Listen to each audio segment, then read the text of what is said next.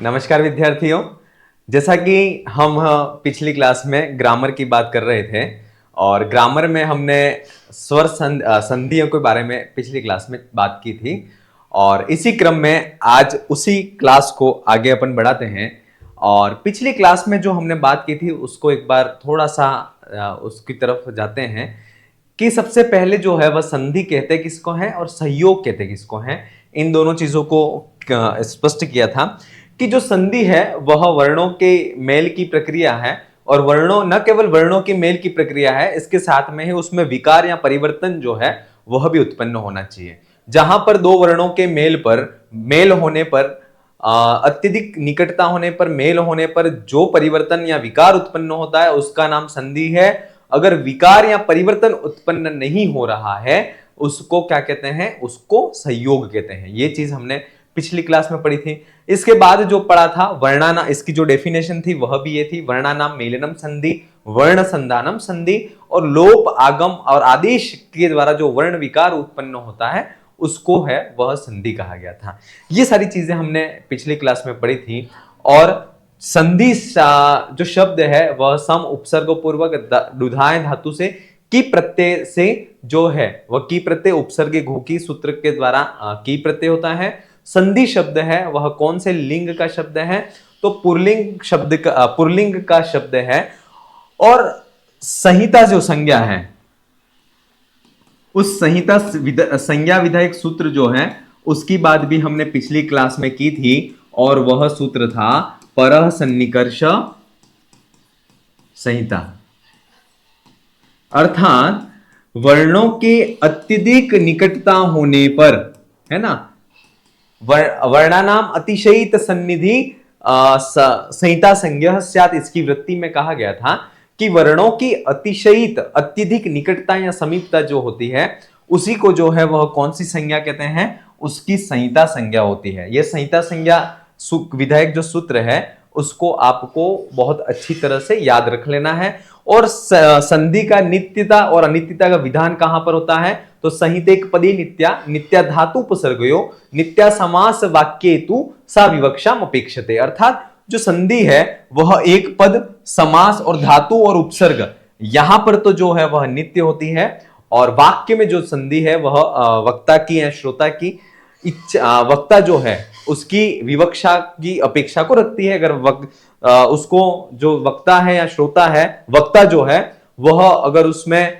संधि युक्त पद को वाक्य को लिखना चाहे तब भी लिख सकता है या अलग अलग करके भी लिख सकता है। ये सारी चीजें हमने पिछली क्लास में पढ़ी थी। इसके बाद संधि के भेदों में विभिन्न विद्वान जो है वह मतैक्य नहीं है, इसकी बात भी हमने पिछली क्लास में की थी कि सिद्धांत कौमुदी के रचयिता जो है भट्टोजी दीक्षित, उस भट्टोजी दीक्षित के अनुसार जो संधियां हैं वह संधियों के कितने प्रकार हैं भट्टोजी दीक्षित के अनुसार, तो भट्टोजी दीक्षित ने संधियों के जो प्रकार माने हैं वह 5 प्रकार माने थे। और वह 5 प्रकार कौन से हैं, तो ये भी अपन ने देखा था, स्वर संधि है, व्यंजन संधि है, विसर्ग संधि है, प्रकृति भाव संधि है और इसके बाद प्रकृति भाव संधि के बाद जो है वह है स्वादि संधि। तो ये तो जो प्रकार 5 प्रकार थे वह भट्टोजी दीक्षित के अनुसार थे।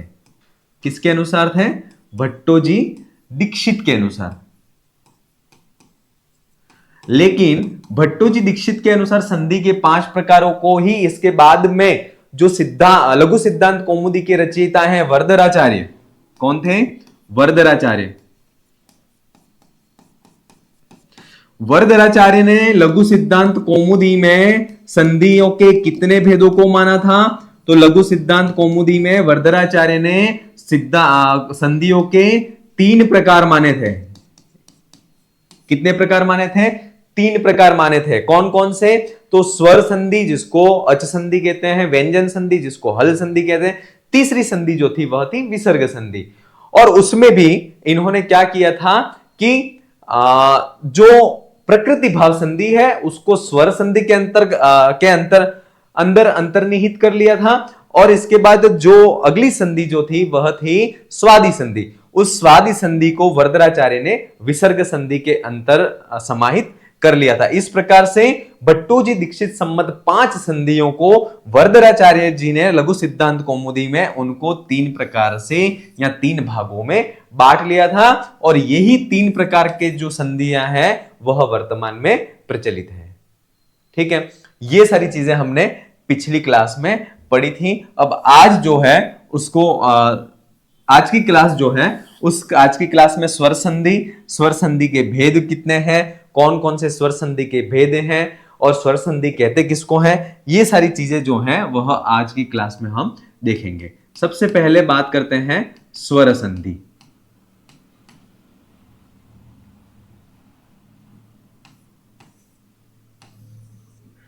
ठीक है, ये चीज आपको बहुत अच्छी तरह से पता है कि संधि जो है वह संधि 2 वर्णों के मेल की प्रक्रिया है। ठीक है, 2 वर्णों के मेल की प्रक्रिया से जो विकार या परिवर्तन उत्पन्न होता है उसी का नाम संधि है। ये चीज आपको पता है क्योंकि संधि जब भी होगी तब पूर्व पद और इसके बाद दूसरा पद, पर पद दोनों होंगे, है ना। पूर्व पद होगा या फिर दूसरा द्वितीय पद होगा। पूर्व पद का अंतिम जो वर्ण होगा उसका और द्वितीय पद का प्रथम वर्ण जो होगा, उन दोनों के बीच में मेल होने पर, इन दोनों के बीच में मेल होने पर विकार या परिवर्तन उत्पन्न होता है, उसी को संधि कहते हैं। ये तो संधि की डेफिनेशन हो गई।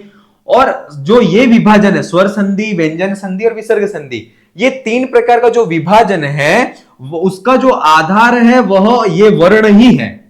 क्या है? ये जो वर्ण है, प्रथम पद का अंतिम वर्ण, द्वितीय पद का प्रथम वर्ण, इस यहां पर जो वर्ण है उन वर्णों के आधार, इन वर्णों के योग में ये वर्ण कौन सा है? स्वर, दोनों तरफ स्वर है, या पहले स्वर है दूसरा व्यंजन है, या यहां पर स्वर है विसर्ग है, फिर इस आधार पर ही ये संधियों के 3 प्रकार से विभाजन किए गए हैं। तो जहां पर प्रथम पद का अंतिम जो वर्ण है वह स्वर हो और द्वितीय पद का प्रथम वर्ण भी स्वर हो। क्लियर?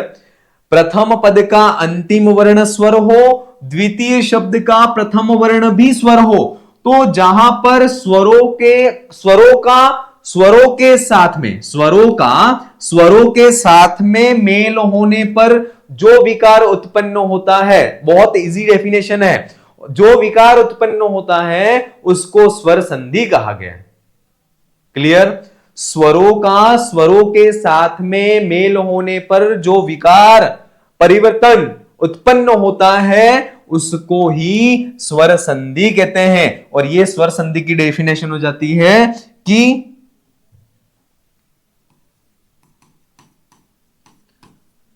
स्वरों का स्वरों के साथ में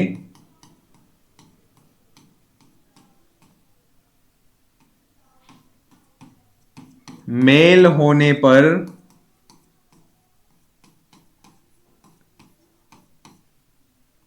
जो विकार या परिवर्तन उपस्थित होता है, जो विकार या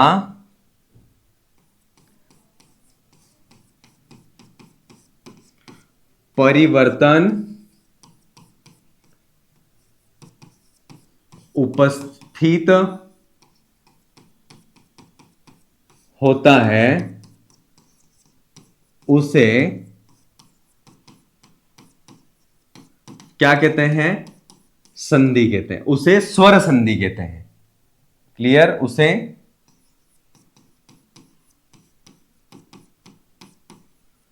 स्वर संधि कहते हैं। क्लियर? स्वरों के साथ में मेल होने पर जो विकार या परिवर्तन उपस्थित होता है उसको क्या कहते हैं? तो उसी को जो है वह स्वर संधि कहते हैं। अब देखिए, जैसे यहां पर मैं एक उदाहरण लिखता हूं, परम धन आत्मा। ठीक है, अब यहां प्रथम पद का अंतिम जो वर्ण है वह क्या है? तो प्रथम वर्ण का अंतिम जो वर्ण है वह अ है। ठीक है, क्योंकि म जो है, म में अ मिला हुआ है। द्वितीय पद का प्रथम वर्ण जो है वह क्या है, आ है। तो यहां पर अ और आ इन दोनों के मेल होने पर जो विकार या परिवर्तन उत्पन्न हो रहा है, विकार या परिवर्तन क्या उत्पन्न हो रहा है, तो अ और आ के स्थान पर क्या हो जाता है, दीर्घ हो जाता है, आ हो गया। तो ये विकार या परिवर्तन उपस्थित हुआ, और ये विकार और परिवर्तन जो उपस्थित होता है उसी का नाम संधि है। और यहां पर जो स्वर है और यहां पर भी स्वर है, दोनों स्वरों का स्वरों के साथ में मेल होने पर जो विकार या परिवर्तन उत्पन्न हो तो उसको क्या नाम देंगे, तो उसको जो नाम देंगे वह देंगे स्वर संधि नाम देंगे। क्या नाम देंगे, उसको स्वर संधि नाम देंगे। यहां तक क्लियर? स्वर संधि किसको कहते हैं, तो यहां पर अपन ने क्लियर कर दिया कि स्वरों का स्वरों के साथ में मेल होने पर जो विकार या परिवर्तन उपस्थित होता है उसी को जो है वह स्वर संधि कहते हैं। अब स्वर संधि जो है उस स्वर संधि के भेद कितने हैं, क्या देखेंगे अपन, उस स्वर संधि के भेद कितने हैं, तो स्वर संधि के 8 भेद जो है वह होते हैं। कौन कौन से, तो 8 भेद। एक तो है दीर्घ संधि,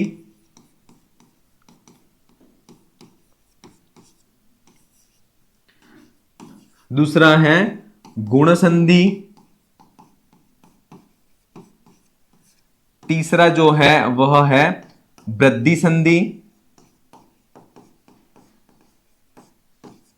चौथा है वह है यण संधि,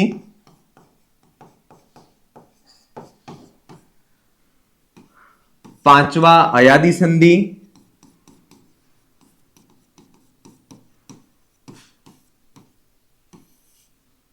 छठा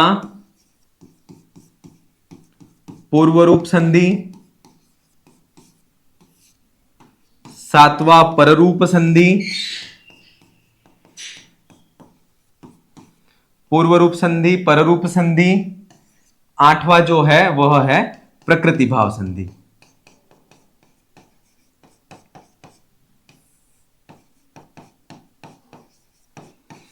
आठवां जो है वह प्रकृति भाव संधि।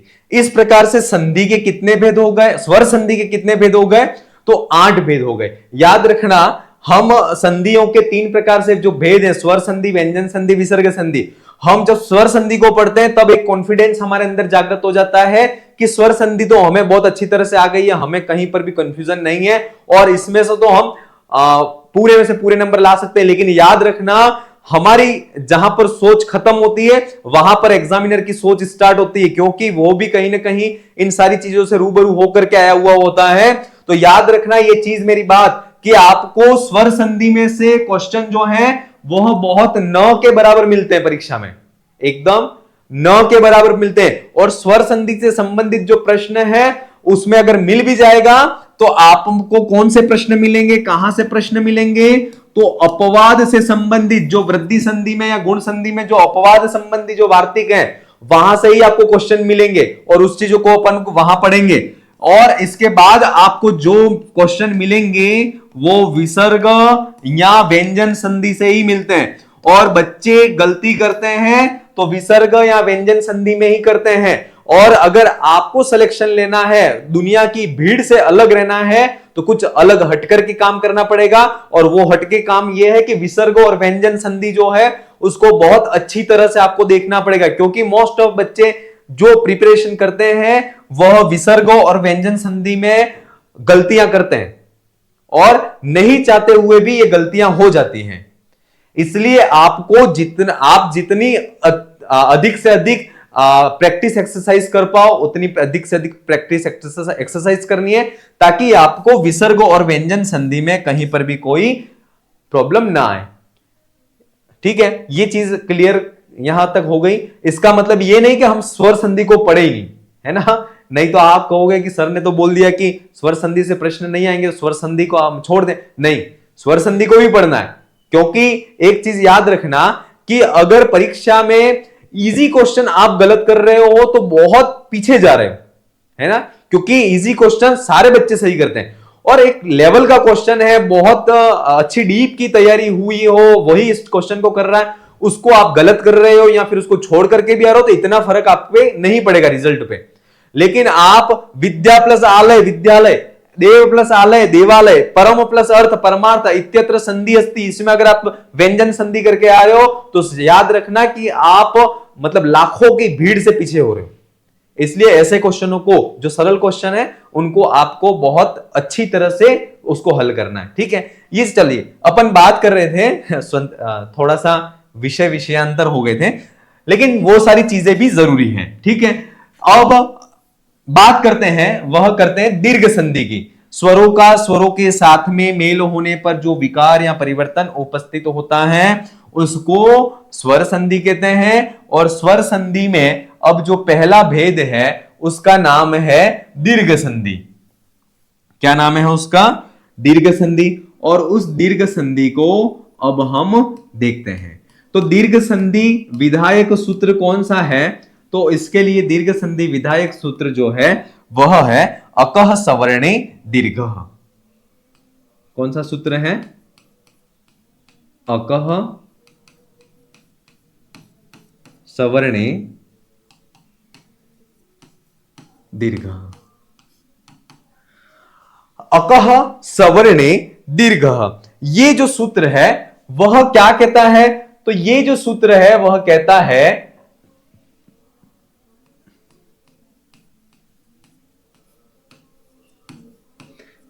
ये सूत्र ये कहता है कि अकः सवर्णे दीर्घ, अर्थात अक प्रत्याहार के बारे में आपने सुना होगा।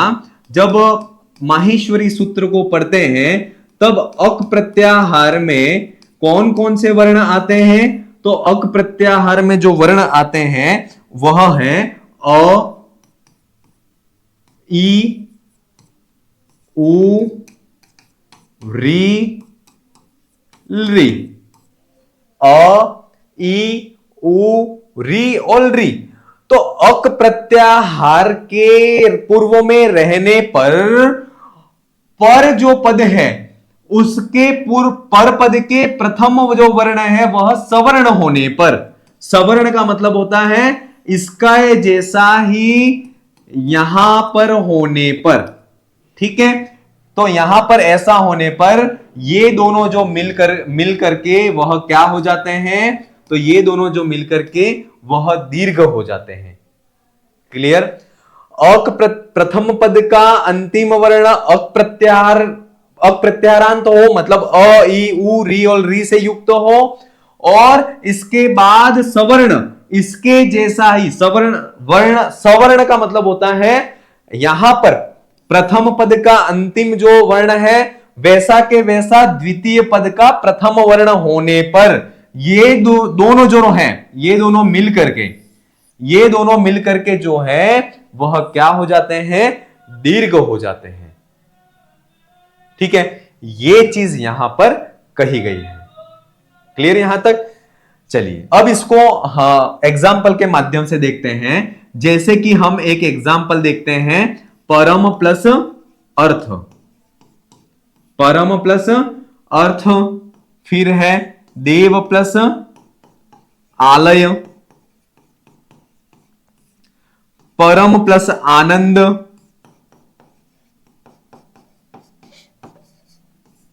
परम प्लस आनंद। अब यहां पर देखिए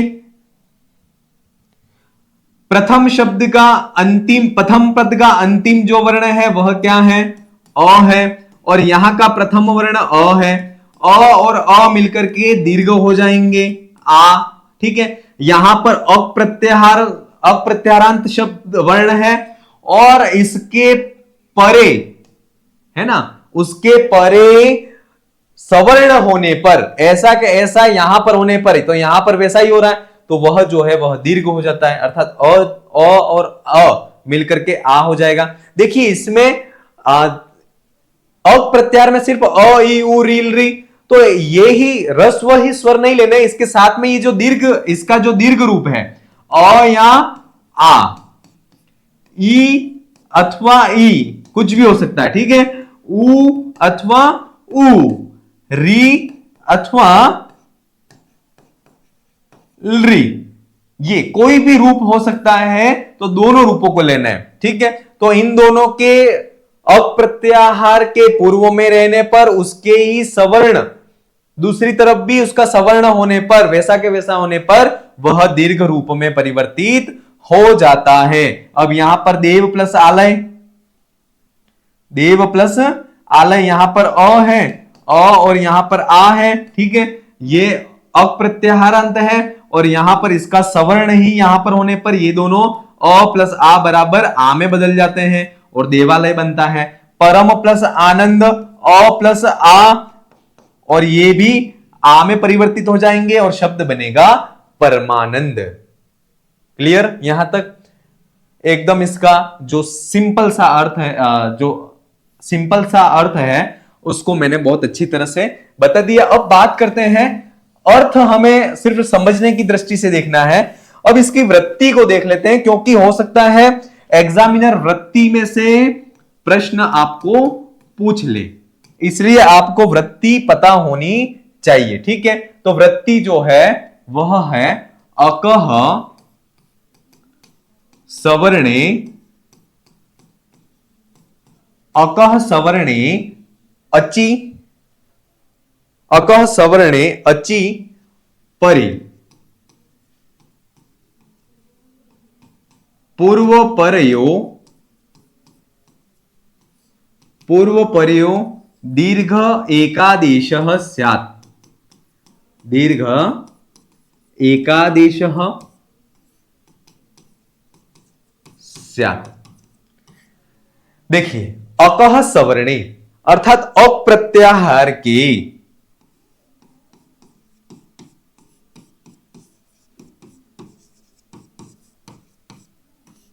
ठीक है, अक प्रत्याहार के पूर्व में रहने पर अर्थात यहां पर रहने पर, सवर्ण अचि सवर्णे परे अर्थात अच सवर्ण के परे पूर्व में पर में रहने पर, ठीक है, अर्थात यहां पर अक प्रत्याहार के रहने पर उसके समान ही पर में स्वर के रहने पर, पूर्व परयो अर्थात इस पूर्व और पर इन दोनों के स्थान पर दीर्घ एकादेश स्यात् अर्थात दीर्घ एकादेश होता है। एकादेश का मतलब क्या होता है? तो पूर्व एवं परवर्ण दोनों के स्थान पर परिवर्तन को होना, दोनों के स्थान पर, दोनों के स्थान पर परिवर्तन का होना,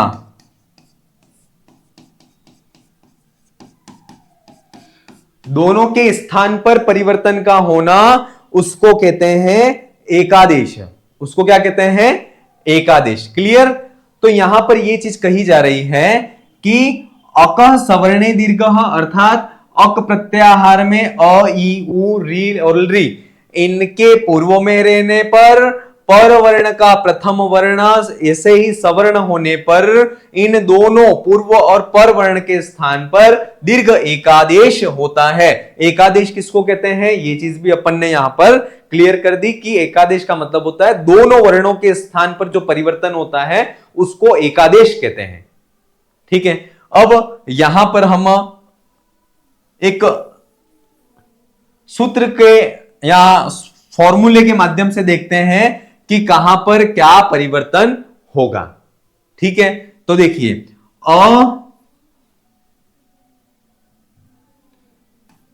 अ या आ, ठीक है, इसके बाद अ अथवा आ के होने पर जो है वह दोनों एकादेश होकर के अपने दीर्घ रूप आ में परिवर्तित हो जाते हैं।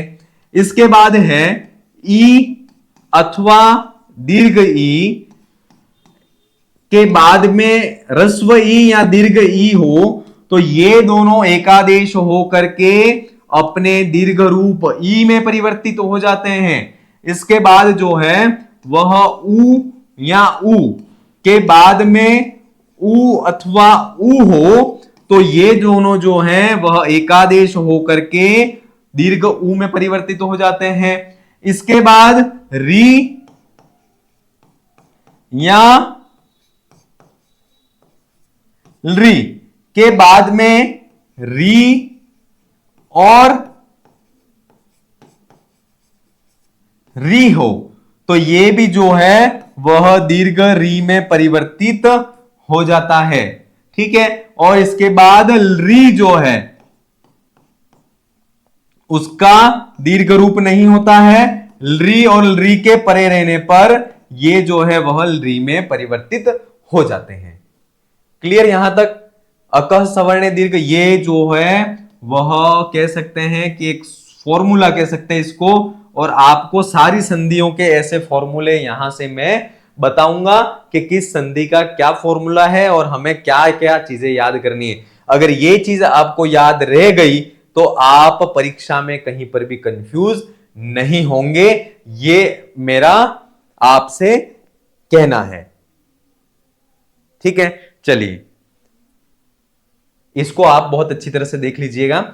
अ और अ के बाद में अ या आ, ठीक है, ह्रस्व और दीर्घ कोई भी हो तो वह दीर्घ एकादेश उनका हो जाता है। क्लियर यहां तक?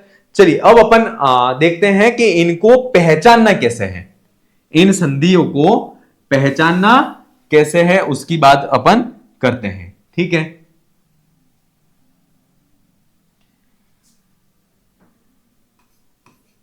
सबसे पहले देखते हैं वह है देवालय,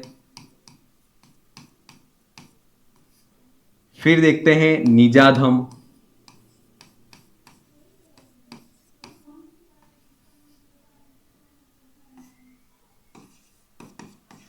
सुरासुर,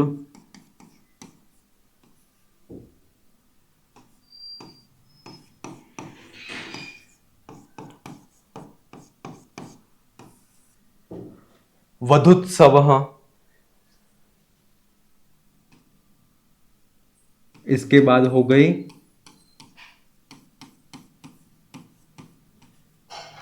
क्रोधाग्नि, फिर हो गया परीक्षा हो गई, इसके बाद हो गया इतिह,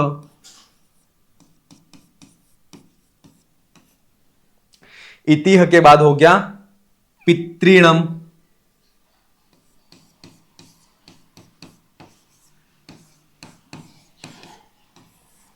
ठीक है।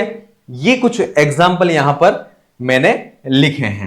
अब इनका आप देखिएगा इनका विच्छेद क्या होगा, तो देवालय देव प्लस, बोलिए क्या होगा इसका विच्छेद, देव प्लस आलय, निजाधम नीज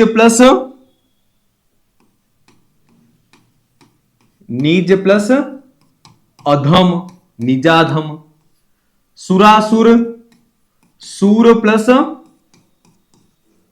असुर सुरासुर, वधु धनुत्सव बहुत इंपॉर्टेंट है, ये याद रखना। वधु की दो ऊ है वह दीर्घ ही आती है, याद रखना। बहुत से बच्चे ये वधु करके आते हैं, वधु नहीं, ये जो है वह दीर्घ ही होगी। वधु बहु, बहु घर की लक्ष्मी, लक्ष्मी कौन, वधु, और वास्तव में लक्ष्मी अगर घर की वधु है तो वह कैसी होगी, बड़ी ही होगी। इसलिए याद रखना वधु की ऊ की मात्रा सॉरी ऊ की जो मात्रा है वह दीर्घ होती है। क्रोध प्लस अग्नि, क्रोध प्लस अग्नि क्रोधाग्नि, परी प्लस इक्षा। देखिए याद रखना परीक्षा भी बहुत इंपॉर्टेंट है, परीक्षा में परी की जो मात्रा ई है वह ह्रस्व होती है, और इक्षा जो है, इक्षा की ई जो है वह दीर्घ होगी। इतिह, इतिह में इति धन इह, इति धन इह इतिह। पितृणम, पितृ धन ऋणम,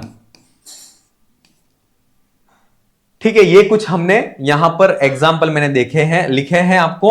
आप देखोगे कि यहां पर अ है, अ के बाद यहां पर क्या हो रहा है,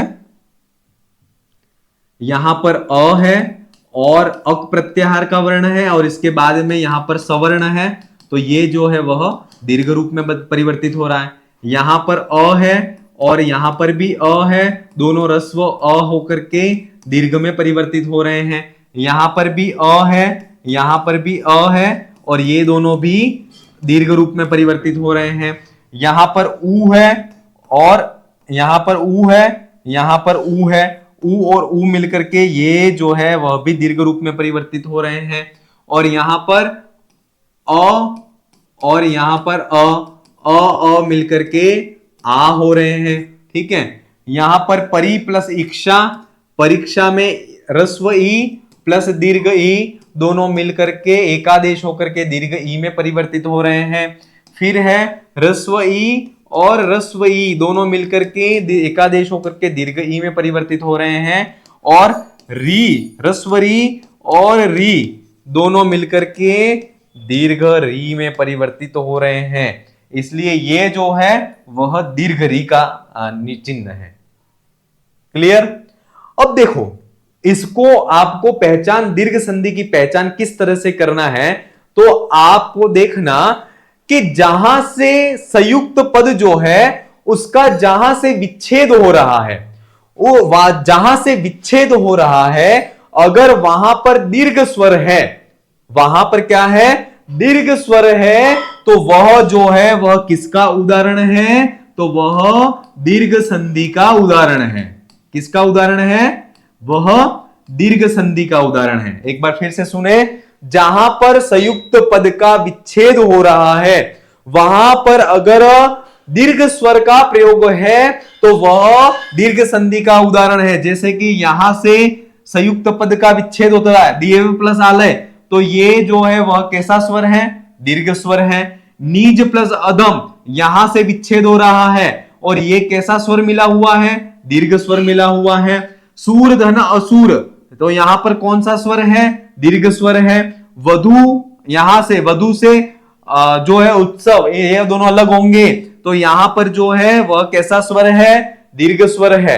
फिर यहां पर बात करें क्रोध प्लस अग्नि, क्रोध प्लस क्रोधाग्नि, तो यहां से क्रोध प्लस अग्नि अलग होंगे, यहां पर भी दीर्घ स्वर है, यहां पर भी दीर्घ स्वर है, यहां भी दीर्घ स्वर है, और यहां भी दीर्घ स्वर है। जहां पर संयुक्त पद से दोनों पद विच्छेद हो रहे हैं, वहां पर दीर्घ स्वर होगा, तो वहां पर कौन सी संधि हो जाएगी?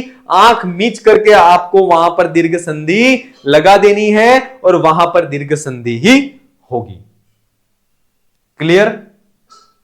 इस प्रकार से यहां पर जो है वह हमने दीर्घ संधि के कुछ उदाहरण और इसके साथ में ही दीर्घ संधि के कुछ नियम जो हैं वो उसको हमने देखा। ठीक है, चलिए अपन दीर्घ संधि के कुछ और एग्जाम्पलों को देखते हैं कि दीर्घ संधि के और कुछ एग्जाम्पल कौन कौन से हैं उसको देखते हैं।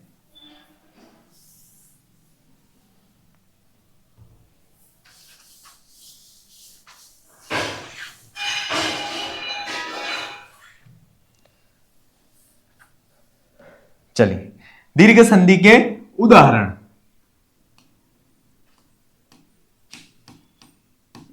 नोट्स में आपको बहुत सारे उदाहरण मिल जाएंगे, फिर भी कुछ उदाहरणों की प्रैक्टिस यहां पर अपन करते हैं।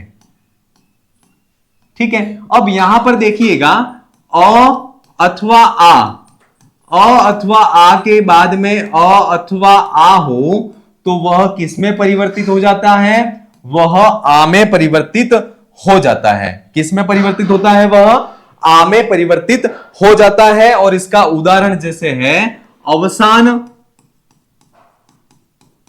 अवसान प्लस अर्थ।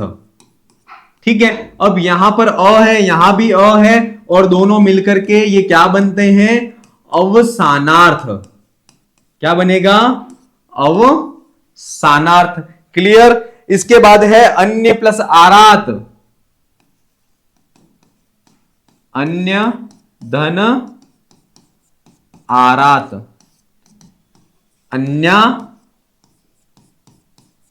अन्य रात। यहां पर अ और आ दोनों मिलकर के आ बन रहे हैं। फिर है शस्त्र प्लस आगार, बहुत इंपॉर्टेंट है ये, क्योंकि बच्चे अगार करके आ जाते हैं। शस्त्र प्लस आगार और बनता है शब्द शस्त्रा,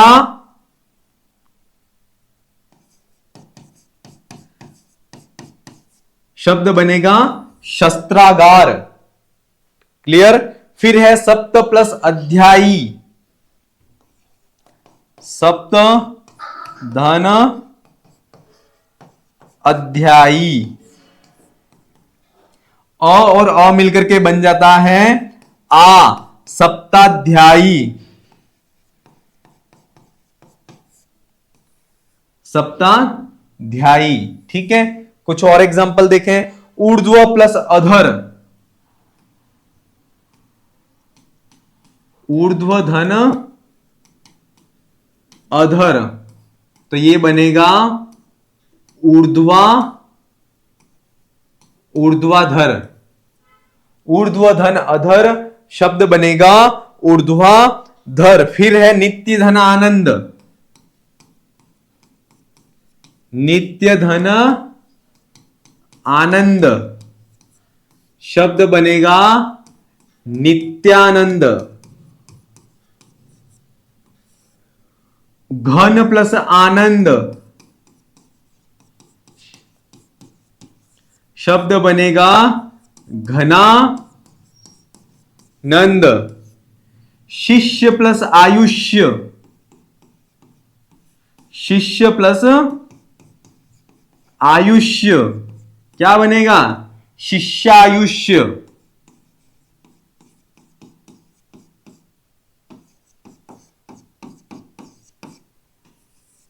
शिष्य प्लस आयुष्य, शिष्यायुष्य। सर्व प्लस अविनय, सर्वधन अविनय, सर्वा विनय। ठीक है, ये इस प्रकार से दीर्घ संधि में अ और अ के बाद में समान सवर्ण अ या आ हो तो वह आ में परिवर्तित हो जाता है।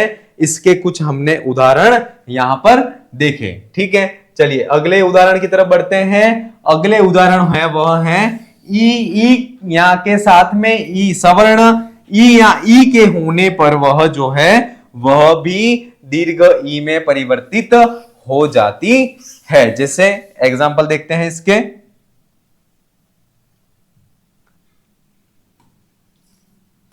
ई और ई के बाद में ई या ई हो तो ये जो है वह भी दीर्घ ई में परिवर्तित हो जाती है। इसके जो एग्जाम्पल हैं उस एग्जाम्पलों को अपन देखते हैं।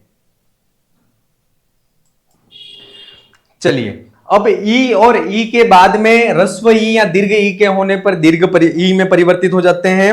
उसके एग्जाम्पल देखते हैं। अभि प्लस इष्ट,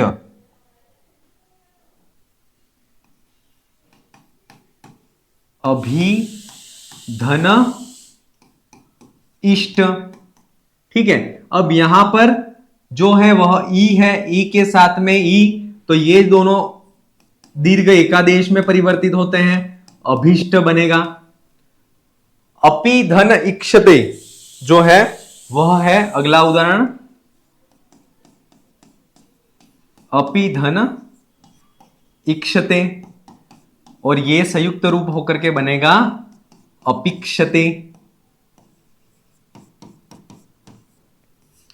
अपि धन इक्षते और ये जो बनेगा वह बनता है अपिक्षते। इति धन इदम, इति धन इदम, ये शब्द बनेगा इतिदम। यहां ह्रस्व ई और ह्रस्व ई मिलकर के दीर्घ ई में परिवर्तित हो जाते हैं। इसके बाद जो है वह अति धन ईव, अति धन ईव, और ये शब्द बनेगा अतीव। देखिए हर शब्द में जहां पर विच्छेद होगा वहां दीर्घ स्वर आ रहे हैं। और अगर सीधा सा पद पूछ ले और वहां पर पूछ ले कि इसमें स्वर कौन, इसमें कौन सी संधि है, तो आप इस तरह से उसकी पहचान कर सकते हो। कवि धन इच्छा, कवि धन इच्छा शब्द बनेगा कविच्छा। कवि धन इच्छा शब्द बनेगा, वह बनेगा कविच्छा। कवि प्लस ईश, कवि धन ईश शब्द बनेगा कवीश। अगला एग्जाम्पल इसका है वह है गिरी प्लस ईश, गिरी धन ईश शब्द बनेगा गिरीश। ठीक है, ये इस प्रकार से ई जो है उसके उदाहरण हुए। अब ऊ और उनके उदाहरण देख लेते हैं।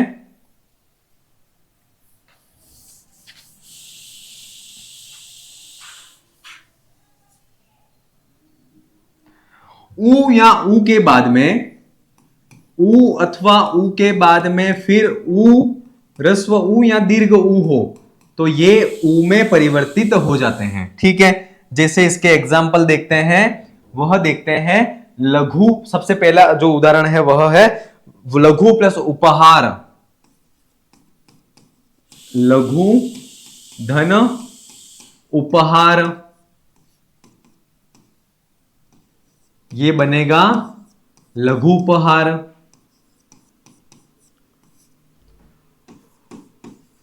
वधु प्लस उत्सव शब्द बनेगा वधुत्सव। फिर बनेगा भू प्लस उष्मा,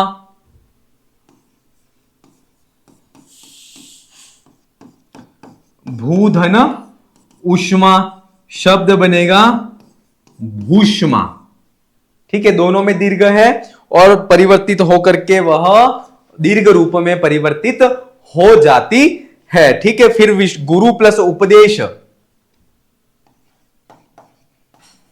गुरु धन उपदेश संयुक्त रूप बनेगा गुरु उपदेश। क्लियर?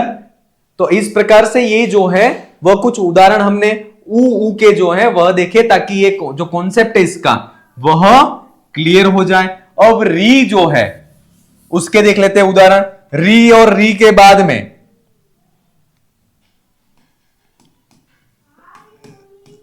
री या री के बाद में फिर री या री हो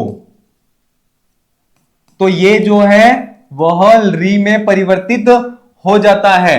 जैसे कि पितृधन ऋणम,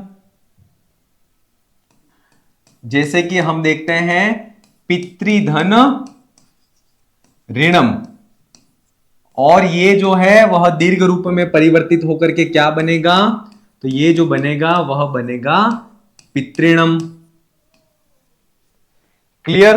फिर अगला एग्जाम्पल है वह है कर्तृधन ऋणी, कर्तृधन ऋणी शब्द बनेगा कर्तृणी।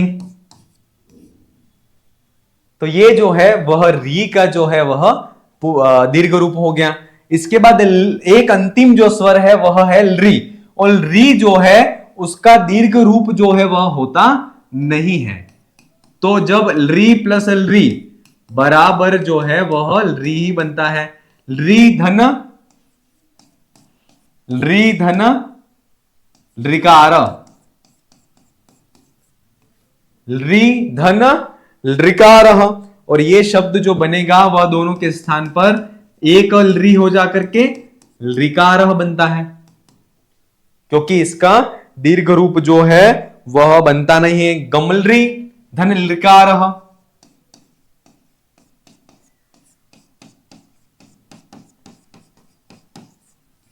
और इसका जो बनेगा संयुक्त रूप बनेगा वह होगा